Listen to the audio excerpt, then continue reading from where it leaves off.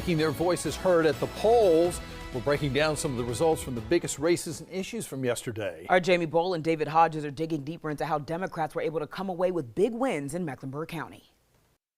Obviously, one of the major headlines from last night after the 2025 campaign, the Democrats and what they did in Mecklenburg County. They just dominated so many of these races. Trounced all the competition, basically. And obviously, one of the biggest ones, maybe that's so surprising, is what, District 6? I think it's got to be District 6. For so many years, one of the last two remaining Republicans on Charlotte City Council, Tarek Bakari, kept holding on to that seat, and that margin got narrower and narrower election after election.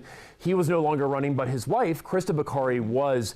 This wasn't even really that close. She lost by about 4,000 votes to the Democrat challenger. It's about the first time in more than 2 decades that one of these seats has flipped parties. So it's a major result for Democrats and shows that a lot of people who showed up at the polls were voting along party lines. And just to give you some context, we looked this up back in 2017. That was a plus 30 GOP district, and now plus 13 for the Democrats. That is a massive change in there. Obviously, lots of things have changed in that community as well. Housing, density, those kinds of things. Yeah, there's just a lot more people living in that district. We have been talking about this earlier, the amount of multifamily units, townhomes, apartments versus single family homes. That makes a huge difference. Compared to 2023, 5,000 more people voted in that district in this election, which I think speaks somewhat to voter turnout. There's a lot of interest in the transit referendum, but also there's just a lot more people living there now. So one Republican left is going to be Ed Driggs on council. How does he function inside of this? Because he has seemed to carve out, a niche for himself, right, to be able to do that on council. I honestly don't think that this affects him that much. There's been a lot of talk about one-party rule in Mecklenburg County, and that's 100% true. But what you often see in metropolitan areas where that's the case is there's a divide between the Democrats. There's always still going to be conflict in politics. And right now, Driggs is mostly pretty aligned with Mayor Lyles and her camp. So that Bakari is gone, I don't think is really, or that there's no Republican in District 6, is not a huge impact on how he operates. So some of those intra-party divisions that we saw, say, on County Commission a few years ago, where different Democrats were sort of in different columns. You don't think that's going to happen? We'll see some of it. I think mostly what we're going to see, and this played out in some of the election results across the county, is more populism Democrat versus more kind of traditional. And I think the big issue that everybody is focused on right now is growth. I mean, everybody's worried about that development that's being built in their backyard. If the roads are enough for that, you're going to have some council members who vote against those projects no matter what, whether they can deny them or not, and some council members who vote for them.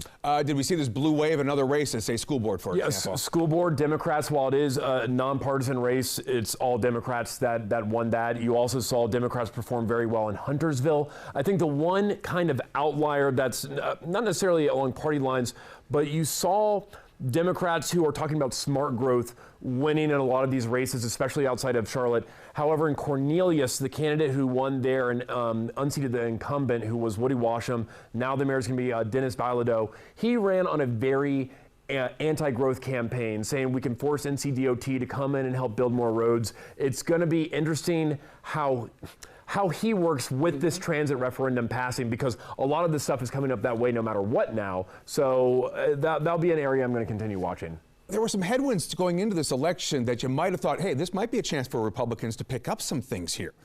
They made a big issue, obviously, of crime and safety. It just didn't resonate. It didn't. In fact, we spoke with one voter who said they thought that crime and safety issue was more of a red herring. It obviously gets a lot of, if you're watching the news, you see some of these issues that are on there. Ultimately, though, you also have, there was no national election up, there was no congressional seats, but what's happening at the national level also has a big impact. And mostly in a metropolitan area like Mecklenburg County, there might be some more Democrats who are willing to vote for Republicans, but not in the current environment. All right, Jamie and David are going to be breaking down more election results tonight. Tonight on WBTV Live at 5, they're going to be digging deeper into the transit sales tax referendum that passed in Mecklenburg County. You can find all the election results right now on our website, WBTV.com.